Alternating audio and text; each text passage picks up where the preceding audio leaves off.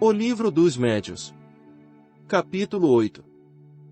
Do Laboratório do Mundo Invisível. Vestuário dos Espíritos. Formação espontânea de objetos tangíveis. Modificação das propriedades da matéria. Ação magnética curadora. 126. Temos dito que os espíritos se apresentam vestidos de túnicas, envoltos em largos panos, ou mesmo com os trajes que usavam em vida. O envolvimento em panos parece costume geral no mundo dos espíritos. Mas, onde irão eles buscar vestuários semelhantes em tudo aos que traziam quando vivos, com todos os acessórios que os completavam? É fora de qualquer dúvida que não levaram consigo esses objetos, pois que os objetos reais temo-los ainda sob as vistas. Donde então provém os de que usam no outro mundo? Esta questão deu sempre muito que pensar. Para muitas pessoas, porém, era simples motivo de curiosidade.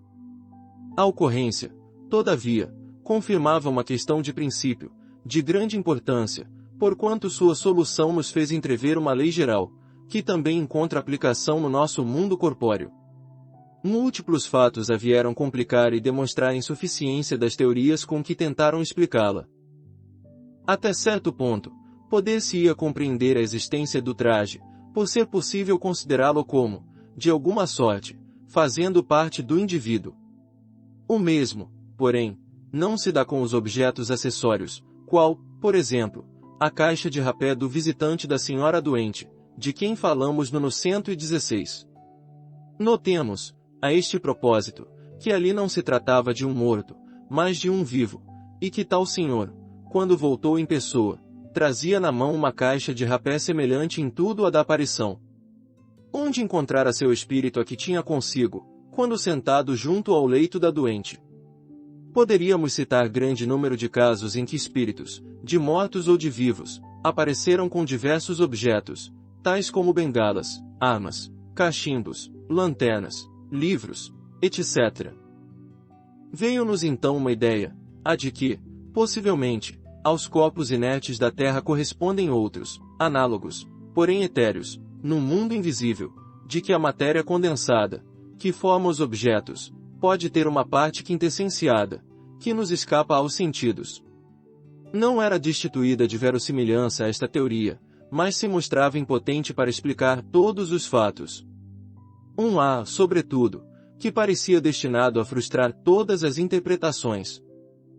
Até então, não se tratara senão de imagens, ou aparências. Vimos perfeitamente bem que o perispírito pode adquirir as propriedades da matéria e tornar-se tangível, mas essa tangibilidade é apenas momentânea e o corpo sólido se desvanece qual sombra. Já é um fenômeno muito extraordinário, porém, o que o é ainda mais é produzir-se matéria sólida persistente, conforme o provam numerosos fatos autênticos, notadamente da escrita direta, de que falaremos minuciosamente em capítulo especial. Todavia, como este fenômeno se liga intimamente ao assunto de que agora tratamos, constituindo uma de suas mais positivas aplicações, antecipar-nos-emos, colocando-o antes do lugar em que, pela ordem, deveria ser explanado. 127. A escrita direta, ou cromatografia, é a que se produz espontaneamente, sem o concurso, nem da mão do médium, nem do lápis. Basta tomar-se de uma folha de papel branco, o que se pode fazer com todas as precauções necessárias, para se ter a certeza da ausência de qualquer fraude, dobrá-la e depositá-la em qualquer parte, numa gaveta, ou simplesmente sobre um móvel. Feito isso, se a pessoa estiver nas devidas condições, ao cabo de mais ou menos longo tempo encontrar-se-ão, traçados no papel, letras, sinais diversos, palavras, frases e até dissertações, as mais das vezes com uma substância acinzentada, análoga à plumbagina, doutras vezes com lápis vermelho, tinta comum, e mesmo, tinta de imprimir. Eis o fato em toda a sua simplicidade e cuja reprodução, se bem pouco comum, não é, contudo, muito rara, porquanto pessoas a que a obtêm com grande facilidade. Se ao papel se juntasse um lápis, poder-se-ia supor que o espírito se servirá deste para escrever. Mas, desde que o papel é deixado inteiramente só, evidente se torna que a escrita se formou por meio de uma matéria depositada sobre ele. De onde tirou o espírito essa matéria? Tal o problema, a cuja solução fomos levados pela caixa de rapé a que há pouco nos referíamos. 128. Foi o Espírito São Luís quem nos deu essa solução, mediante as respostas seguintes. Primeira. Citamos um caso de aparição do espírito de uma pessoa viva. Esse espírito tinha uma caixa de rapé, do qual tomava pitadas. Experimentava ele a sensação que experimenta um indivíduo que faz o mesmo? Não. Segunda. Aquela caixa de rapé tinha a forma da de que ele se servia habitualmente e que se achava guardada em sua casa. Que era a dita caixa nas mãos da aparição? Uma aparência. Era para que a circunstância fosse notada, como realmente foi, e não tomassem a aparição por uma alucinação devida ao estado de saúde da vidente. O espírito queria que a senhora em questão acreditasse na realidade da sua presença, e, para isso, tomou todas as aparências da realidade. Terceira. Dizes que era uma aparência. Mas, uma aparência nada tem de real, é como uma ilusão de ótica. Desejáramos saber se aquela caixa de rapé era apenas uma imagem sem realidade, ou se nela havia alguma coisa de material. Certamente. É com o auxílio deste princípio material que o perispírito toma aparência de vestuários semelhantes aos que o espírito usava quando vivo. Nota. É evidente que a palavra aparência deve ser aqui tomada no sentido de aspecto, imitação. A caixa de rapé real não estava lá. A que o espírito deixava ver era apenas a representação daquela. Era, pois, com relação ao original, uma simples aparência, embora formada de um princípio material. A experiência ensina que nem sempre se deve dar significação literal a certas expressões de que usam os espíritos. Interpretando-as de acordo com as nossas ideias, expomos-nos a grandes equívocos. Daí a necessidade de aprofundar-se o sentido de suas palavras, todas as vezes que apresentem a menor ambiguidade. É esta uma recomendação que os próprios espíritos constantemente fazem. Sem a explicação que provocamos, o termo aparência, que de contínuo se reproduz nos casos análogos, poderia prestar-se a uma interpretação falsa. Quarta. Dar-se-á que a matéria inerte se desdobre? Ou que haja no mundo invisível uma matéria essencial, capaz de tomar a forma dos objetos que vemos? Numa palavra, terão estes um duplo etéreo no mundo invisível como os homens são nele representados pelos espíritos? Não é assim que as coisas se passam. Sobre os elementos materiais disseminados por todos os pontos do espaço, na vossa atmosfera, têm os espíritos um poder que estáis longe de suspeitar. Podem, pois, eles concentrar à sua vontade esses elementos e dar-lhes a forma aparente que corresponda à dos objetos materiais. Nota. Esta pergunta, como se pode ver, era a tradução do nosso pensamento, isto é, da ideia que formávamos da natureza de tais objetos. Se as respostas, conforme alguns o pretendem, fossem um reflexo do pensamento, houvéramos obtido a confirmação da nossa teoria e não uma teoria contrária. Quinta. Formulo novamente a questão, de modo categórico, a fim de evitar todo e qualquer equívoco. São alguma coisa as vestes de que os espíritos se cobrem? Parece-me que a minha resposta precedente resolve a questão. Não sabes que o próprio perispírito é alguma coisa? Sexta. Resulta desta explicação que os espíritos fazem passar a matéria etérea pelas transformações que queiram e que, portanto, com relação à caixa de rapé, o espírito não a encontrou completamente feita pela ele próprio, no momento em que teve necessidade dela por ato de sua vontade. E do mesmo modo que a fez, pôde desfazê-la. Outro tanto naturalmente se dá com todos os demais objetos, como vestuários, joias, etc. Será assim? Mas, evidentemente. Sétima. A caixa de rapé se tornou tão visível para a senhora de que se trata, que lhe produziu a ilusão de uma tabaqueira material. Teria o espírito podido torná-la tangível para a mesma senhora? Teria. Oitava. Tê-la-ia a senhora podido tomar nas mãos, crente de estar segurando uma caixa de rapé verdadeira? Sim. Nona. Se a abrisse, teria achado nela rapé? E se aspirasse esse rapé, ele a faria espirrar? Sem dúvida. 10ª. Pode então o espírito dar a um objeto não só a forma, mas também propriedades especiais? Se o quiser. Baseado neste princípio foi que respondi afirmativamente às perguntas anteriores. Tereis provas da poderosa ação que os espíritos exercem sobre a matéria, ação que estáis longe de suspeitar, como eu disse há pouco. 11ª. Suponhamos então que quisesse fazer uma substância venenosa. Se uma pessoa a ingerisse, ficaria envenenada. Teria podido, mas não faria, por não lhe ser isso permitido. 12ª. Poderá fazer uma substância salutar e própria para curar uma enfermidade? E já se terá apresentado algum caso destes? Já, muitas vezes. 13ª. Então, poderia também fazer uma substância alimentar? Suponhamos que tenha feito uma fruta, uma iguaria qualquer. Se alguém pudesse comer a fruta ou a iguaria, ficaria saciado? Ficaria, sim, mas não procures tanto para achar o que é tão fácil de compreender. Um raio de sol basta para tornar perceptíveis aos vossos órgãos grosseiros essas partículas materiais que enchem o espaço onde viveis. Não sabes que o ar contém vapores d'água. Condensa-os e os farás voltar ao estado normal. Priva-as de calor e eis que essas moléculas impalpáveis e invisíveis se tornarão um corpo sólido e bem sólido. E, assim, muitas outras substâncias de que os químicos tirarão maravilhas ainda mais espantosas. Simplesmente, o espírito dispõe de instrumentos mais perfeitos do que os vossos, a vontade e a permissão de Deus. Nota: a questão da saciedade é aqui muito importante.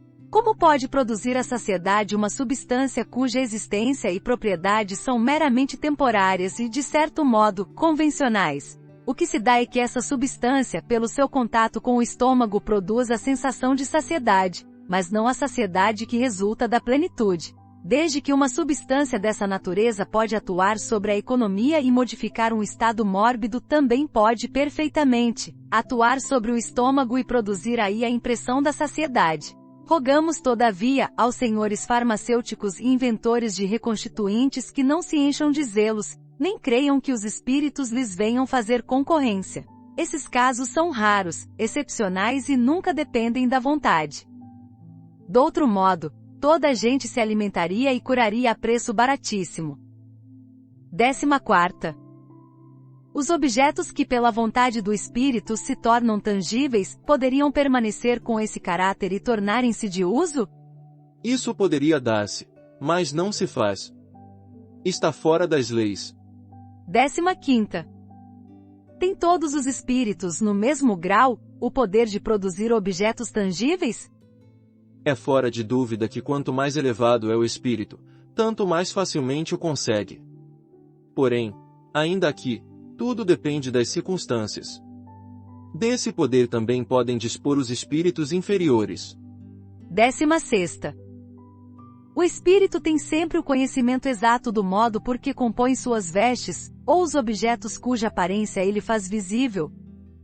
Não, muitas vezes concorre para a formação de todas essas coisas, praticando um ato instintivo, que ele próprio não compreende, se já não estiver bastante esclarecido para isso. 17ª. Uma vez que o espírito pode extrair do elemento universal os materiais que lhe são necessários à produção de todas essas coisas e dar-lhes uma realidade temporária, com as propriedades que lhe são peculiares, também poderá tirar dali o que for preciso para escrever, possibilidade que nos daria a explicação do fenômeno da escrita direta? Até que, afinal, chegaste ao ponto. Nota: era com efeito aí que queríamos chegar com todas as nossas questões preliminares. A resposta prova que o espírito lera o nosso pensamento. 18ª. Pois que a matéria de que se serve o espírito carece de persistência, como é que não desaparecem os traços da escrita direta? Não faças jogo de palavras. Primeiramente, não empreguei o termo nunca. Tratava-se de um objeto material volumoso, ao passo que aqui se trata de sinais que, por ser útil conservá-los, são conservados.